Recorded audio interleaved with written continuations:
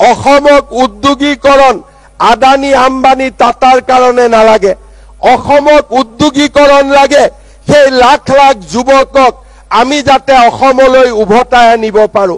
তেওঁলোকৰ পিতৃ মাতৃক এডভান্টেজ অসমৰ সময়ত আমি প্ৰতিশ্ৰুতি দিছিলো যে আমাৰ ৰাজ্যটো উদ্যোগ নিৰ্মাণ হ'ব আৰু সেই উদ্যোগত অসমৰ পৰা ভাৰতৰ বিভিন্ন স্থানত কম টকা দৰমহাত 8,000 টকা দৰমহাত চাকৰি কৰা যুৱক শক্তিসকলক আমি উভতাই আনিম তেওঁলোকৰ পিতৃ মাতৃৰ বুকুলৈ।